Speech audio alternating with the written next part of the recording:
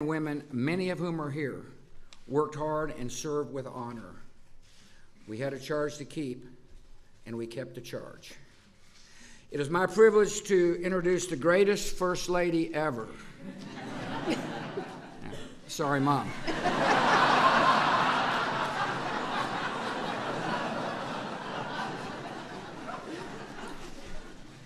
Would you agree to a tie? A woman who brought such grace and dignity and love in this house.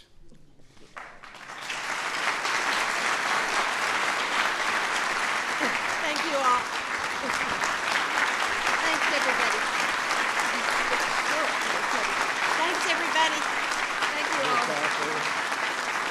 Thanks, everyone. Thank you all.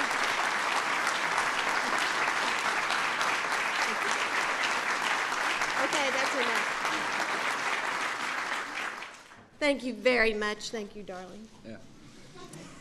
Thank you, President and Mrs. Obama. Thank you for your kindness and your consideration today. And it was really gracious of you to invite us back to the White House to hang a few family pictures. And I'm sure you know nothing makes a house a home like having portraits of its former occupants staring down at you from the walls.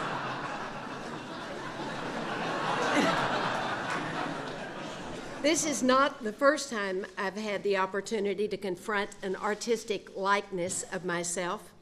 A few years ago, just after the 2008 election, a friend sent me something he'd found in the gift shop of the National Constitutional Center in Philadelphia. It was a Laura Bush bobblehead doll. He said he found it on the clearance shelf. But I'm flattered and grateful to know that this particular work has a permanent home, and thanks to the masterful talent of John Howard Sandin, I like it a whole lot better than I do that bobblehead doll. Thank you very much, John Howard Sandin. You're terrific to work with, and thanks to Elizabeth and your family who've joined you today. Thank you very, very much, John.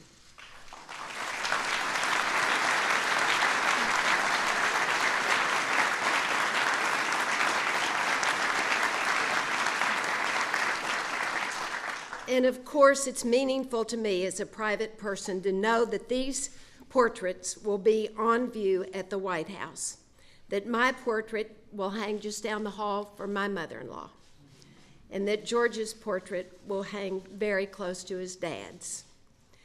But what's more meaningful is it's meaningful to me as a citizen. This was our family's home for 8 years. It was our home, but it wasn't our house. This house belongs to the people whose portraits will never hang here, the ordinary and not so ordinary people whose lives inspired us and whose expectations guided us during the years that we lived here.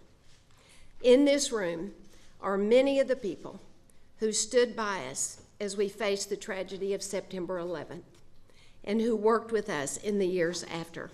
Thanks to each and every one of you for your service to our country.